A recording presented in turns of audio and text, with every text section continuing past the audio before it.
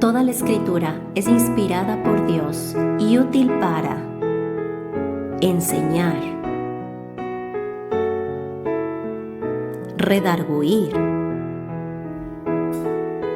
corregir, instruir en justicia,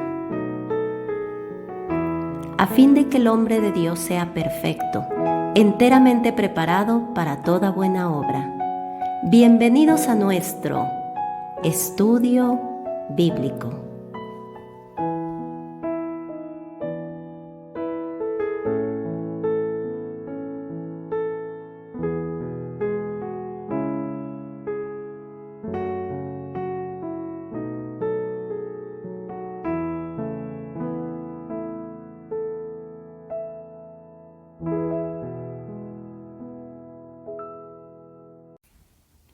Bienvenidos a nuestro estudio de hoy. Estaremos iniciando nuestro estudio sobre un pasaje de Juan que se encuentra en el capítulo 8, desde el versículo 2 hasta el versículo 11. Pero hoy tan solo vamos a introducir este tema que, como veremos en su momento, pues nos da una muestra clara acerca de esa gracia del Señor. Como un maestro de la Biblia lo llamaba, este pasaje puede ser titulado el trato de Dios con los pecadores, porque como lo veremos, resalta la gracia de Dios. Hoy tan solo introduciremos este tema hablando un poco acerca de esa gracia maravillosa que el Señor ha extendido a través de Jesucristo. Como lo vimos en nuestro último estudio, en Juan capítulo 5 que estudiamos, en donde vimos que el Señor Jesucristo sanó a un paralítico en los alrededores del estanque de Betesda. Veíamos cómo hubo un choque entre la ley y la gracia. Y es que siempre veremos ese choque, cómo constantemente aquellos que buscan establecer una vida de ley o de legalidad o de legalismo se oponen a esa gracia de Dios. El ejemplo que vimos en Juan capítulo 5 nos enseña que el Señor Jesucristo buscó a este hombre por gracia. Él no merecía nada, como nosotros tampoco lo merecemos. Y en su gracia el Señor Jesús se le acercó y decidió sanarlo. Esa gracia que se extiende, esa gracia que experimentamos todos aquellos que a través de la fe venimos a Cristo y que nos permite apropiar las promesas de Dios, nos permite ver su cuidado sobre nuestras vidas y también de cierta forma nos permite ser transformados en una vida de santidad o hacia una vida de santidad. Nosotros no somos capaces de vivir la vida cristiana, como tampoco somos capaces de reflejar el carácter de Cristo. Realmente solo Dios lo puede hacer en nosotros. Si nosotros pensamos que somos capaces, pues estamos equivocados. Porque Dios mismo nos hace ver que nosotros no somos competentes para vivir conforme a su voluntad. Es Él el que nos hace competentes con el poder de su Espíritu en nuestras vidas. Y esto requiere definitivamente de la gracia de Dios. Cuando hablamos de gracia, debemos recordar que hablamos de todo aquello que el Señor extiende sin que nosotros lo merezcamos, lo que Él nos da sin que nosotros lo merezcamos. Y como hemos hablado ya anteriormente, la salvación es por gracia, la santificación también es por gracia, porque ninguno de nosotros puede ganarse el cielo o puede llegar a merecer el perdón de Dios. Realmente todo lo que Dios hace en nuestras vidas es por gracia. Si nosotros tuviéramos que ganarnos el cielo, tendríamos que ser perfectos. Y creo que todos estamos conscientes de que no lo somos. Y es que como lo vimos claramente en nuestros últimos estudios, la ley requiere perfección. Porque la ley dice, allá en Gálatas capítulo 3, versículo 12, el que haga estas cosas, vivirá por ellas. Pero nosotros no podemos vivir por ellas. Entonces la ley no nos ofrece vida, sino que la ley trae muerte. Cuando hablamos de ley, hablamos de los mandamientos, pero también hablamos de las costumbres que muchas veces nos imponemos como una ley, o las tradiciones cristianas o religiosas que nosotros pensamos que debemos observar. Todo esto nos puede llegar a confundir, porque nos puede hacer pensar que nosotros estamos alcanzando algo delante de Dios, cuando realmente es imposible hacerlo en nuestras fuerzas. Vamos a hacer una oración para empezar así nuestro estudio, introducir este capítulo 8 del Evangelio de Juan. Oremos. Padre, te queremos agradecer esta oportunidad que hoy tú nos das de meditar nuevamente en tu palabra y queremos pedirte que tú nos enseñes. Queremos pedirte, Señor, que seas tú quien abre nuestro entendimiento y nos permite apropiar esa gracia que tú en tu palabra nos describes. Ayúdanos a comprender, Señor, qué es lo que tú quieres extender hacia nosotros y ayúdanos a recibir por fe aquello que tú nos has dejado. Guíanos hoy en lo que estudiamos. Te lo pedimos en el nombre de Jesús. Amén. Pues si nosotros vamos a Gálatas capítulo 2, versículo 16, ahí vamos a recordar algunos versículos en esta epístola a los Gálatas. Empecemos con Gálatas capítulo 2, versículo 16. Vamos a ver acá, como les mencionaba antes, que la ley no trae vida, sino que trae muerte. Y quisiera leerles este versículo. Gálatas 2:16 dice: sabiendo que el hombre no es justificado por las obras de la ley. Quiero pausar, porque quisiera que recordemos. A veces es importante tomar ese momento para meditar en ello y recordar qué es lo que Dios nos ha enseñado. Cuando este pasaje dice justificado, quiere decir declarado justo por parte de Dios. Quiere decir que la justicia de Cristo ha sido puesta en mi cuenta. Un día nosotros vamos a estar en la presencia de Dios. Él nos lo enseña así en su palabra. Hebreos 9:27 nos dice: está establecido para los hombres que mueran una sola vez y después de esto el juicio.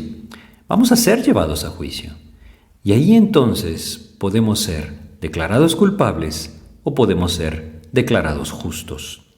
Solamente hay dos opciones, no existen otras opciones. Si nosotros somos declarados justos, entonces somos aceptados en la presencia de Dios. A eso se refiere justificado. Eso es justificado, declarado justo, hallado justo. Entendemos claramente que nosotros no somos justos. Si alguno de ustedes es justo por sí mismo, pues sería el primero en toda la historia de la humanidad, porque todos somos pecadores. Eso no quiere decir que debemos vivir practicando el pecado, ¿verdad?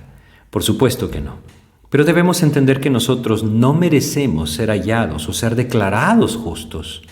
Es solamente Cristo el que es justo, y es por Él que nosotros podemos ser hallados justos. Quiero volver a leer Gálatas 2:16. Dice: sabiendo que el hombre no es justificado por las obras de la ley, sino por la fe de Jesucristo. Como aquí lo vemos, no es por cumplir, no es por vivir bien, no es por obrar correctamente, no es por ser bueno, no es por cumplir los mandamientos, es por creer en Jesucristo. Eso es gracia y es un regalo de Dios, un maravilloso regalo de Dios, porque quita por completo la inseguridad de nuestras vidas, puede quitar por completo el temor. Si nosotros tenemos seguridad de salvación, es porque la salvación es por gracia. Si no fuera así, siempre estaríamos dudando. Ahora, hay personas que dudan.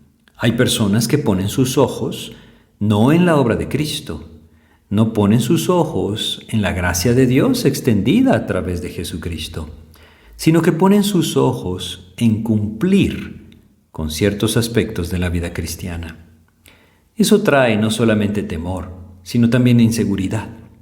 Muchas personas viven de la siguiente manera, pensando: ¿qué pasa si yo en este momento peco y de pronto me muero? ¿Qué voy a hacer? ¿Será que el Señor me va a aceptar? Saben, eso es confiar en nuestra justicia, en nuestras obras. Eso es descansar o depender de nosotros mismos, no de la obra de Jesucristo. Debemos entender que la única forma que nuestros pecados son perdonados es cuando venimos a Cristo. Y es que si hemos venido a Cristo, debemos entender que nuestros pecados han sido perdonados porque Jesucristo pagó en la cruz por ellos. Lo que nosotros no merecíamos, Jesús lo hizo. Lo que nosotros merecíamos por nuestro pecado, Él lo pagó. Lo llevó en la cruz. Y esta es la razón por la cual, como dice acá, podemos ser hallados justos a través de la fe en Jesucristo. Esto requiere gracia, definitivamente. Sigamos leyendo en Gálatas 2:16. Nuevamente dice: nosotros también hemos creído en Jesucristo para ser justificados por la fe de Cristo y no por las obras de la ley, por cuanto por las obras de la ley nadie será justificado. Así es que debemos tenerlo muy claro, muy claro. Por supuesto, esto no es una licencia para pecar, porque yo quisiera que lo entendiéramos de la siguiente manera. El riesgo del Evangelio es ser malentendido. El apóstol Pablo enseñaba el Evangelio de Jesucristo, él predicaba la gracia de Dios, y muchos decían, lo que este hombre quiere es justificar su pecado. Hace muchos años, durante el tiempo de la Reforma, Martín Lutero empezó a enseñar que la salvación es un don de Dios a través de la fe en Jesucristo. Él enseñaba, según la palabra de Dios, que la salvación es por gracia y no por cumplir los mandamientos, no por cumplir las obras religiosas o por someterse a alguna institución o alguna persona religiosa, sino solamente por la fe en Jesucristo. De ahí deriva el principio de la Reforma que dice, la sola fe salva. Bueno, no es un principio de la Reforma, es un principio de la palabra de Dios, de la enseñanza de Jesucristo, pero salió a luz nuevamente después de muchos años de oscuridad en ese tiempo de la Reforma.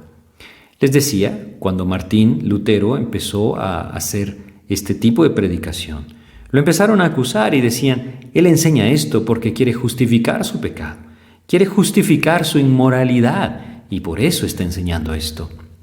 Es lo mismo que decían de Pablo, es lo mismo que decían de nuestro Señor Jesucristo.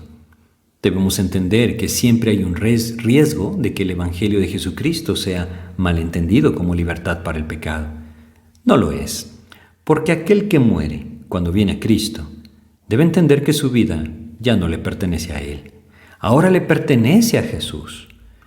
Pero eso no quiere decir que se ganó la aceptación de parte de Dios. La tiene por gracia. Y así como la tiene por gracia, la única manera de mantenerla en su vida es por gracia. Ahí es donde ese temor de pensar, si caigo, ¿qué va a pasar?, puede acabar. ¿Por qué? Porque yo no descanso en mi perfección, en mis obras o en mi justicia. Descanso en lo que Jesucristo ya ofreció en mi favor y por fe yo lo apropié. Eso es gracia. Entonces, por eso Gálatas 2:16 dice, sabiendo que el hombre no es justificado por las obras de la ley, sino por la fe de Jesucristo. Nosotros también hemos creído en Jesucristo para ser justificados por la fe de Cristo y no por las obras de la ley. Y entonces lo repite, por cuanto por las obras de la ley nadie será justificado. ¿Cuáles son entonces estas obras de la ley? Bien, hace algunos estudios tomamos el ejemplo de la mentira. La ley nos dice en Levítico 19:11 que no debemos mentir a los demás. Entonces, si yo vengo y digo, bueno, yo he sido salvado por Cristo, he venido al Señor, Él ha perdonado mis pecados y ahora yo ya no miento. Deberíamos de preguntarnos, ¿puede el creyente pecar? Saben, en ningún momento la salvación nos quita la naturaleza pecaminosa. El Señor nos da una nueva naturaleza, pero nosotros seguimos siendo pecadores. ¿Puede entonces el creyente mentir? Lastimosamente sí. Eso no quiere decir que debe vivir practicando la mentira. Por supuesto que esa no es la voluntad de Dios, pero debemos tener claro que esa es una posibilidad y lastimosamente muchos viven de esa manera. Esto no hace que yo sea menos creyente, es decir, menos hijo. Claro, el pecado rompe la comunión y el Espíritu de Dios se contrista y hay muchas consecuencias del pecado en la vida del creyente, pero éste sigue siendo hijo. ¿Por qué? Porque su aceptación de parte de Dios descansa enteramente en la obra de Jesucristo y no en su obra personal, no en las obras de la ley. Vamos a leer Gálatas capítulo 3. Gálatas capítulo 3, vamos ahora a los versículos 10 y 11. Leemos lo siguiente. Porque todos los que dependen de las obras de la ley están bajo maldición. Pues escrito está, maldito todo aquel que no permaneciere en todas las cosas escritas en el libro de la ley para hacerlas. Hagamos una pausa. Esto debe ser claro, debe ser sencillo. Si alguien dice, ¿cómo puedo ir al cielo? ¿Acaso puedo ir al cielo guardando los mandamientos? Lo que dice este versículo es que una persona que piensa esto está bajo maldición. ¿Por qué? Simplemente porque no los puede cumplir. Y como acá dice, maldito todo aquel que no permaneciera en todas las cosas escritas en el libro de la ley para hacerlas. Esto significa que si yo estoy esperando en el cumplimiento por mi parte de los mandamientos para ser hallado justo, estoy perdido. Porque si yo fallo, entonces esa maldición está sobre mí y el juicio de Dios está sobre mí. Si yo descanso en mi capacidad para cumplir, estoy perdido. Y entonces, dice Gálatas capítulo 3, versículo 11, y que por la ley ninguno se justifica para con Dios, es evidente, porque el justo por la fe vivirá. Es a través de la fe que nosotros tenemos vida. La ley no fue dada para dar vida. La ley fue dada para que nosotros comprendiéramos que estamos bajo el juicio de Dios. La ley fue dada para que, al ser puestos bajo el juicio de Dios, tuviéramos la consecuencia, y esa consecuencia, según la ley, es la muerte. Solo a través de Cristo somos perdonados. Y no es porque nosotros obramos bien, es porque Él murió en la cruz y pagó todo lo que yo merecía. Este es realmente el Evangelio de Jesucristo, y es sumamente importante entenderlo para no caer en ese legalismo en el que muchas veces tendemos a caer. Nosotros podríamos decir, bueno, aquí estamos leyendo acerca de las obras de la ley, y ¿qué pasa, por ejemplo, con el Sermón del Monte que el Señor Jesucristo enseñó? Él dice que debemos ser mansos, por ejemplo. ¿Qué pasa si no soy manso? ¿Quiere decir eso que no estoy en Cristo? Lo que quiero hacerles ver es que la mansedumbre, tomando este ejemplo, solo es un fruto. No es una obra que me gana salvación. Es un fruto de que he sido salvado por el Señor. Estas son cosas tan importantes de entender para no desviarnos del camino de Cristo. Si no, fácilmente empezamos a poner los ojos en la ley y no en el Señor Jesucristo. El pasaje que hoy vamos a estudiar es tremendo en cuanto a esto. Es Juan capítulo 8, desde el versículo 2 hasta el versículo 11. Ahora, este pasaje es un pasaje muy interesante. Vamos a empezar desde el versículo 2, porque como vamos a ver, el versículo 1 es parte del capítulo 7. Esta porción, desde el 2 hasta el 11 de Juan 8, no aparece en algunos manuscritos antiguos. Hay dos cosas que se repiten en los manuscritos. En unos está entre paréntesis, como diciendo, cuidado con esto, vea si lo considera o no, o simplemente no lo quiero quitar, pero lo voy a marcar. En otros manuscritos no está aquí, sino que está, me refiero en esta posición, sino que está al final del capítulo 8. De alguna u otra manera no quisieron incluirlo, pero tampoco excluirlo. Entonces lo pusieron como una nota. ¿Por qué es esto? ¿Es porque esto no es parte de la palabra de Dios? Creo que si Dios no hubiera querido dejarnos esta escritura, o hubiera de alguna manera querido que no la tomáramos en cuenta, hubiera llevado a los mismos escribas o los mismos discípulos del Señor Jesucristo a quitarlo de las escrituras, a entender que no era parte, pero entendemos que sí lo es. ¿Por qué entonces se le trata con cuidado? ¿Saben por qué? Por lo que enseña. Porque la gracia siempre corre el riesgo de malinterpretarse y pensar que puedo pecar y no pasa nada. Eso no es cierto. El pecado siempre trae consecuencia, tarde o temprano, aquí en la tierra o peor aún, en la eternidad. Pero yo debo entender que eso no significa que la gracia de Dios no es verdadera. Sí lo es, y en este pasaje lo veremos. Como les decía antes, este pasaje muchas personas lo han llamado el trato de Jesús con los pecadores.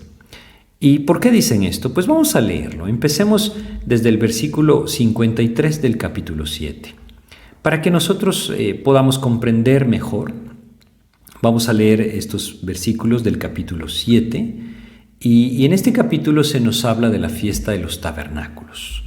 La fiesta de los tabernáculos era una fiesta que reunía a muchas personas alrededor de Jerusalén y en la misma ciudad de Jerusalén. Es por eso que el Señor Jesucristo estaba ahí. Él descendía a Jerusalén para las fiestas y cada año lo hacía. Y vamos a leer en el capítulo 7 de Juan, versículos 37 al 39. Son versículos hermosos. El Señor Jesucristo habló acá y vamos a leerlos. Dice Juan 7, 37 al 39. En el último y gran día de la fiesta, Jesús se puso en pie y alzó la voz diciendo: Si alguno tiene sed, venga a mí y beba. El que cree en mí, como dice la Escritura, de su interior correrán ríos de agua viva. Esto dijo del Espíritu que habían de recibir los que creyesen en él, pues aún no había venido el Espíritu Santo, porque Jesús no había sido aún glorificado. Esto era controversial. Es hermoso lo que él dice. Él dice: vengan a mí y beban. Si alguno tiene sed, yo puedo darle esa agua de vida. Esto era controversial, como les decía, porque los maestros judíos no creían en él. Y no solamente no creían en él, sino que estaban atorados en sus costumbres, en sus propias tradiciones. Lo vimos anteriormente cuando hablábamos de ese paralítico en el estanque de Betesda. ¿Cómo se opusieron a que este hombre que había sido sanado llevara su lecho? En cambio, el Señor Jesucristo lo liberó, pero ellos no pudieron alegrarse de esa gracia de Dios. Estaban atorados en su legalismo. Y sin embargo, vemos acá que el Señor Jesucristo sigue ofreciendo públicamente esa agua viva. Y debemos entender que Dios nos llama a algo distinto. Es más importante cumplir o vivir para Cristo. Bueno, definitivamente que lo que el Señor está buscando no es un corazón religioso. Dios le apunta a algo distinto, a una intimidad verdadera con Él. Y esto es algo que cada uno de nosotros debe meditar, porque no importa cuántos años tengamos de haber conocido a Cristo, lo importante es si estamos viviendo en una comunión personal con Él. Que Él realmente esté gobernando mi vida a través de su Espíritu y dirigiéndome a una transformación, no en mi capacidad o en mi prudencia, eso sería ley, sino en su poder, transformando mi corazón. Eso es gracia. Entonces, bueno, lo que pasó es que después de discutir con el Señor Jesucristo, cada uno se fue a su casa. Dice por eso el 7, vamos a leer en el 7:53 de Juan, cada uno se fue a su casa. Y entonces empezamos con el versículo 1 de Juan 8 y dice: y Jesús se fue al monte de los olivos. No se fue a su casa, sino que se fue al Monte de los Olivos. Él no vivía en esa región y constantemente pasaba el tiempo cuando estaba en Jerusalén, en aquella casa de Lázaro y sus hermanas. Pero aquí se nos dice que se fue al Monte de los Olivos. Veamos ahora el versículo 2 de Juan 8. Dice lo siguiente: y por la mañana volvió al templo y todo el pueblo vino a él, y sentado él les enseñaba. Para nosotros esto quizá no sea tan significativo, pero para ellos sí lo era. Era muy significativo, porque los rabinos, es decir, los maestros, tenían esta costumbre. Sobre todo cuando estaban cerca de alguna fiesta o durante la fiesta. Ellos se acercaban al templo, se sentaban en alguna de las columnas que rodeaba este lugar. Y había un grupo de discípulos que eran seguidores de este rabino, de este maestro, que se sentaban alrededor de él y ahí les enseñaba. Entonces aquí tenemos primero que todo, hay que enseñar dos cosas. Primero, Jesús ya era un rabino reconocido, quiero decir un maestro. ¿Por qué? Pues está sentado en el templo enseñando a la multitud. Esto significa que era un maestro reconocido. Segundo, a pesar de que los gobernantes le rechazaban y querían matarlo, muchas personas le escuchaban y le seguían. Siempre va a ser así, ¿saben? En cuanto a Cristo, el que quiere seguir a Cristo, le va a seguir aunque sea perseguido. Porque el corazón del Señor, más bien el corazón va a ser movido por el Señor para seguir a Cristo. Siempre van a haber pretextos, siempre van a haber circunstancias que nos alejan, pero nosotros debemos aprender a poner nuestros ojos en Cristo, poner nuestros ojos en su palabra y definir nuestro corazón para caminar con Él. Aquí entonces dice que Él está sentado, esa es la costumbre de un maestro. Él está sentado en una de las columnas del templo, la multitud o sus discípulos se sientan alrededor de Él y Él les está enseñando. Y entonces viene el ataque de aquellos que rechazan la gracia el ataque de aquellos que rechazaron el plan eterno de Dios y se aferraron a su vida religiosa, a su religiosidad, a su legalismo. Fíjense cómo dice, vamos a leer en el versículo 3, dice: entonces los escribas y los fariseos le trajeron una mujer sorprendida en adulterio. Fíjense lo que estos hombres hacen. Dice la última parte del versículo 3, y poniéndola en medio. Es similar a lo que hicieron en otras ocasiones. Ellos empiezan entonces a atacar a nuestro Señor Jesucristo. Fíjense lo que dice. Trajeron a una mujer sorprendida en adulterio. Ahora, esto es algo que no es tan sencillo. Aquí podemos ver que ellos están nuevamente intentando poner a nuestro Señor Jesucristo entre la espada y la pared. ¿Por qué era este tema tan difícil o por qué usaron este tema? Debemos entender lo drástico que era este pecado. En el tiempo de nuestro Señor Jesucristo, el judaísmo contemplaba 3 pecados que conllevaban la pena de muerte. Uno era la idolatría. La idolatría era penada con la muerte. El segundo era el homicidio. El homicidio también era penado con la muerte. Y el tercero era el adulterio. El adulterio era penado con la muerte. Esos eran los 3 pecados más graves, según el judaísmo de la época de nuestro Señor Jesucristo: idolatría, homicidio, adulterio. Y entonces, como ellos no podían probar quizá un homicidio porque tenían que haber matado a alguien, o la idolatría porque ellos mismos estaban lejos de eso, porque si es cierto, los fariseos tenían algo, si ellos tenían algo en sus vidas, era que no adoraban ningún tipo de imagen, ni ningún dios, le hacían alguna imagen a algún dios extraño. Entonces tuvieron que usar esa tercera opción, el adulterio. Y dice que trajeron arrastrada a una mujer delante de Jesús.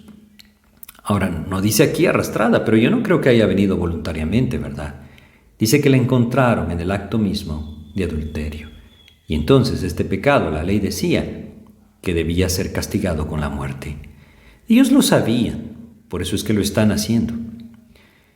Y vamos a ir a Levítico 20, versículo 10, solamente para que nosotros leamos lo que la ley dice en Levítico, en el capítulo 20 de Levítico, versículo 10. Voy a leerles este pasaje que nos habla acerca de lo que la ley enseña. Dice: si un hombre cometiera adulterio con la mujer de su prójimo, el adúltero y la adúltera indefectiblemente serán muertos. Fíjense cómo dice: en el tiempo de nuestro Señor Jesucristo, aquello que nosotros conocemos como el Pentateuco, los primeros 5 libros del Antiguo Testamento, eran conocidos como la Torá. Pero también había otros escritos judíos que eran muy respetados, y lastimosamente llegaron incluso a reemplazar la ley o el Antiguo Testamento, y los judíos se apegaban a ellos más que a las Escrituras. ¿Saben? Hay un libro que se llama Mishnah, ese libro que era parte de las tradiciones judías.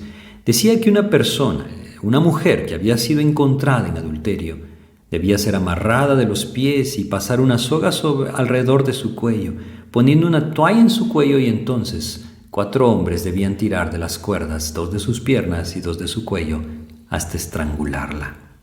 Qué crueldad, ¿verdad? Esta era una forma de llevar a cabo esta ley.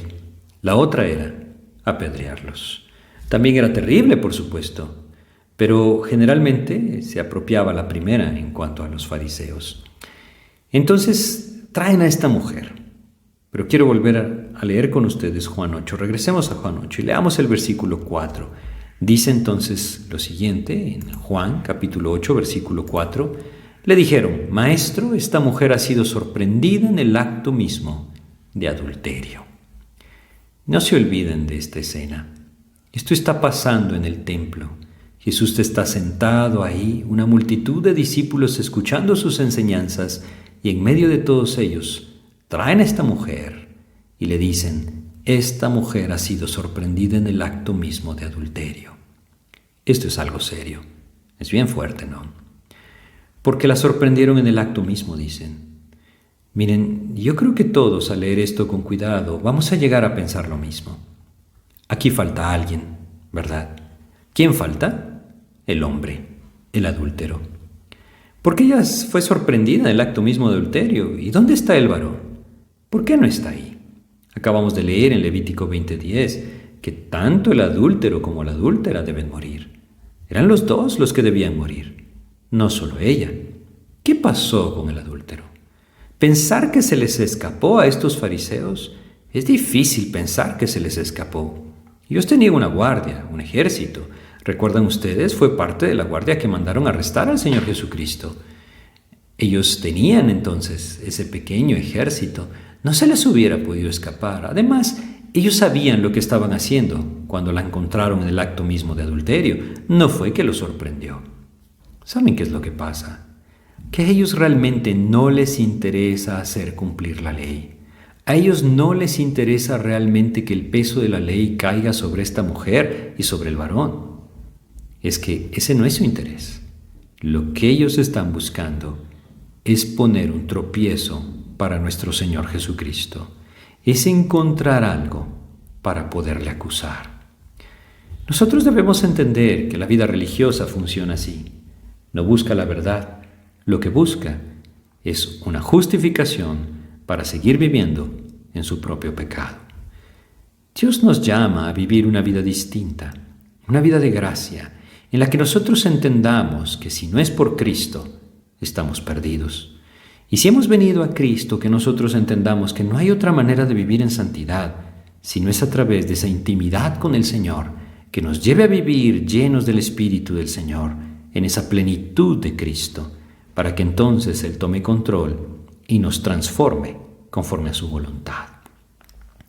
Vamos a detener nuestro estudio acá y en nuestro próximo estudio pues continuaremos con este pasaje y veremos qué sucedió con esta mujer que fue traída delante de Jesús. Vamos a hacer una oración para terminar. Padre, te agradecemos, mi Dios, porque tú nos recuerdas hoy que todo en nuestras vidas es por gracia. Líbranos, mi Dios, de poner nuestros ojos en nuestras obras, en nuestras acciones, en nuestra propia justicia, Señor. Haznos entender que nuestras justicias son como trapos de inmundicia delante de ti, y que si no fuera por tu gracia, simplemente no podríamos, nunca, Señor, acercarnos a ti.